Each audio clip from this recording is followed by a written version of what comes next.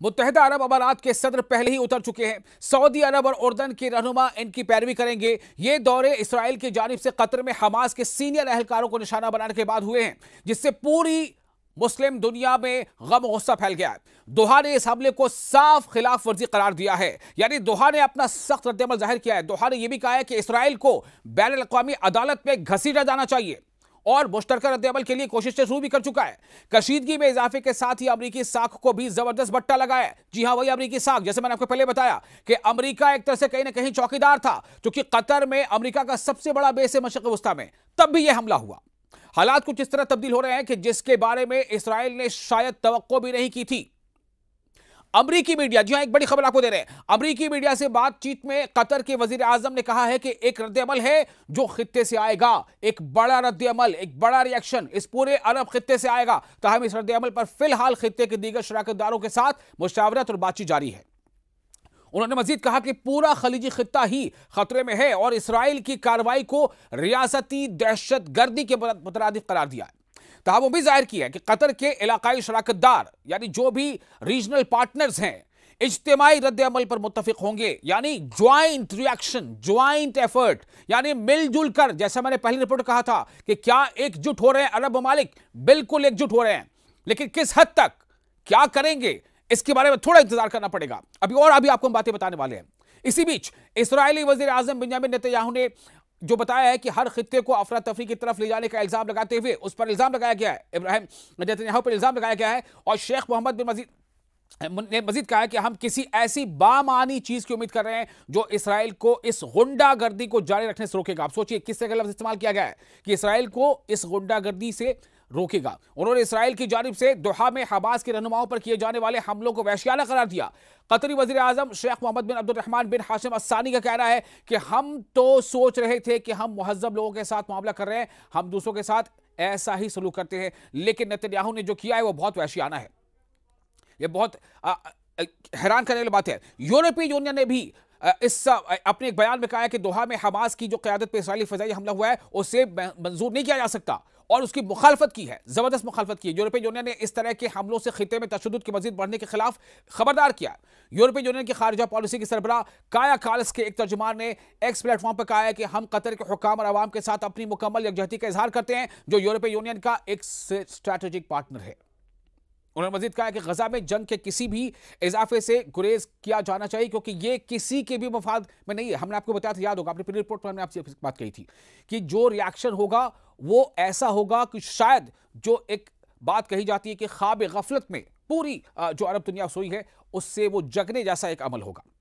एक अहम बात ये बता दूं आपको, कनाडा ने ऐलान कर दिया है। कनाडा का एक बड़ा ऐलान यह आ गया है कि जो इसराइल के लिए एक बड़ी बुरी खबर है। कनाडा की वजीर खारजा अनीता आनंद ने कहा है कि उनका मुल्क कतर में हमास के रहनुमाओं पर इसराइल के हमले के बाद अपनी ताल्लुकात का दोबारा जायजा ले रहा है। अनीता आनंद ने इस हमले को नाकाबिल कबूल करार दिया और कहा कि यह कतर की फ़िज़ाई हदूद की खिलाफ वर्जी है। हमला ऐसे वक्त किया गया है जब कतर अमन के लिए काम करने की कोशिश कर रहा था। कनाडा के वजीर खारजा ने ये एक सवाल के जवाब में कहा है कि कनाडा भी यूरोपीय कमीशन की तरह करेगा कि यूरोपीय कमीशन ने कहा था कि वो इसराइल के साथ यूरोपीय यूनियन के मुआहिदे में तिजारती इक़दामात को मुअत्तल करने की तजवीज़ पेश करेगा।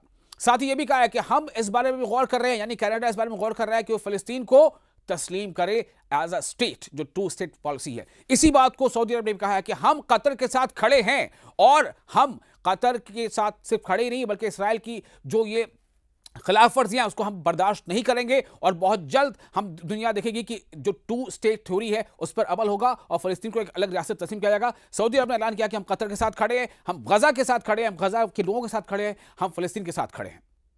तो जब कनाडा के वजीर खारजा से पूछा गया कि कनाडा इसराइल पर किसी किस्म की पाबंदी लगाने पर गौर कर रहा है, तो उन्होंने जवाब दिया कि हम अपने अगले इक़दामात का जायजा लेते रहेंगे। खातून वजीर खारजा ने यह भी इशारा दिया कि उनका मुल्क फ़लस्तीन रियासत को तस्लीम करने पर काम कर रहा है। यह एक ऐसा कदम है जिसके सितंबर के आखिर में अक़वाम मुत्तहिदा की जनरल असेंबली के दौरान हकीकत बनने की तवक्को है। और यह सिर्फ कनाडा ही नहीं है, बहुत सारे मुल्कों ने यह बात कही है, यहां तक कि ब्रिटेन ने भी कही है, फ्रांस ने भी कही है, स्पेन ने भी कही है, और भी कई ममालिक हैं जिन्होंने कहा है कि हम फ़लस्तीन को, जब यूएन का इजलास होगा सितंबर के आखिर में, तो हम फ़लस्तीन को एक स्टेट के तौर पर तस्लीम करेंगे। तो यह एक ऐसी सियासी तब्दीली है जिसकी इसराइल ने शदीद मजम्मत भी की है। उन्होंने मजीद कहा है कि हम सरकारी तौर पर फ़लस्तीन को तस्लीम करने की सही समत पर होने के ख्वाहिशमंद हैं। अब आपको बताते हैं कि दोहा में क्या कुछ हो रहा है। दोहा में इस्राएली हमले से 5 फिलिस्तीनी शहीद हो गए, ये आपको हम बता दें, क्योंकि पिछली रिपोर्ट में हमने आपसे कहा था कि शहादतें तो हुई, लेकिन जो निशाना थे इस्राइल का, यानी हमास की टॉप लीडरशिप, उसमें इस्राइल नाकाम हो गया। शोहदा में आखिर कौन शामिल है? शोहदा में हमास के क़यादत काउंसिल के रुकन खलील हय्या के बेटे हमामुल हय्या, उनके दफ्तर के डायरेक्टर जहाद लबद और 3 मुहाफिज शामिल थे। इसके अलावा एक कतरी सिक्योरिटी एहलकार भी जाँ बहक हो गया था। इस बीच आपको यह बता दें कि यह सब कुछ हो रहा है जहां पर सऊदी अरब ने एक बहुत ही सख्त अल्फाज में इंतबाह दिया है कि हम कतर के साथ खड़े हैं, हम जो इलाकाई यूनिटी है, जो जमीयत है, उससे किसी तरह का समझौता नहीं करेंगे। सऊदी अरब ने कहा है कि हम फलस्तीनियों के साथ हैं, हम गजा के साथ हैं, गजा की सरजमीन फलस्तीनियों की सरजमीन है, हम किसी को इस पर अपना हक जताने की इजाजत नहीं दे सकते। लेकिन इस्राइल ने क्या धमकी दी है? इस्राइल की धमकी यह है कि कतर समेत सभी मुल्कों को इंतबाह इस्राइल की तरफ से यह है कि दहशतगर्दों को पनाह मत दो, या उन्हें निकालो या फिर हम खुद यह काम करेंगे। जाहिर है इस्राइल हमास की तरफ इशारा कर रहा है। इस्राइल का मानना है कि हमास दहशतगर्द है, जबकि हमास ये कहता है खुद को कि हम अपनी जमीन पर, जो हमारे जमीन पर कब्जा कर रहे हैं जो लोग, जो हमारी जमीन है, हम उस पर उस कब्जे के खिलाफ लड़ रहे हैं। तो ये एक तरफ से इस्राइल की अभी भी खुली धमकी है, और दुनिया ये कह रही है, लोग जानते हैं, समझते हैं, जितने मुबस्सिरीन सब ये कह रहे हैं कि इस्राइल बगैर किसी बड़े मुल्क, जिसे सुपर पावर कहा जाता है, उसकी हमायत के इस तरह का इस्राइल का बिहेवियर या बर्ताव हो ही नहीं सकता। इस्राइल जो कुछ कर रहा है वो अमेरिका के शय पर कर रहा है। और इसी बीच आपको पता है अमेरिका के साथ क्या हुआ? अमेरिकी सदर के साथ एक बड़ी अजीब वाकया को सुनाने जा रहा हूं। अमेरिकी सदर को वॉशिंगटन डीसी में एक रेस्टोरेंट में एहतजाज का सामना करना पड़ गया। जी हां, अमेरिकी सदर डोनाल्ड ट्रंप, उनके साथ जाहिर सी बात उनका पूरा अमला था, सिक्योरिटी गार्ड्स वगैरह सब कुछ।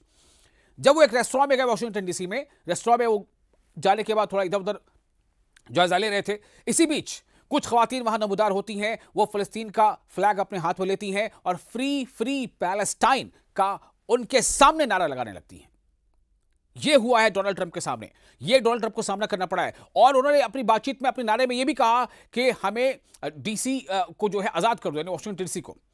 और इस तरह की बातें अभी मीडिया में चल रही हैं। खुद एक जो दोहा से चलने वाला बड़ा मीडिया ऑर्गेनाइजेशन है, उसने भी इसको शाया किया है, जो टेलीविजन चैनल है, आपको पता है, अल जजीरा, उसने भी कहा है। उसमें यह भी बात बताई गई है कि उन लोगों ने, उस ख्वातीन ने जो वहां नारे लगा रही थी डोनाल्ड ट्रंप के सामने, उन्होंने यह भी कहा है कि हम अपने वक्त के हिटलर को देख रहे हैं। तो कतरी वजीर आजम शेख मोहम्मद बिन अब्दुर्रहमान ने व्हाइट हाउस के एलची स्टीव विटकॉफ को भी एक सख्त बात कह दी है। कतर ने अमेरिका को आंखें दिखा दी हैं। किस तरह से हम ये बात कह रहे हैं आप सुनिए। कतरी वजीर आजम, यानी कतर की जो वजीर आजम है शेख मोहम्मद बिन अब्दुर्रहमान ने व्हाइट हाउस के एलची स्टीव विटकॉफ को बताया कि कतर इस वाक़े के बाद, यानी जो इस्राइल ने कतर पर हमला किया, दोहा पर हमला किया, कि कतर इस वाक़े के बाद अपनी सिक्योरिटी शराकतदारी पर दोबारा गौर करेगा, जिसे उन्होंने खयानत करार दिया है। अमानत में खयानत, यानी कि कहीं ना कहीं अमेरिकी साख पर बट्टा। यानी अमेरिका जो कतर में मौजूद है, जहां पे कतर में सबसे बड़ा, मिडिल ईस्ट में सबसे बड़ा बेस अमेरिका का कहीं पे है तो कतर में है, और कहीं ना कहीं अमेरिका की तरफ से गारंटी थी कतर पर, कतर की हिफाजत की, तहफ़्फ़ुज़ की।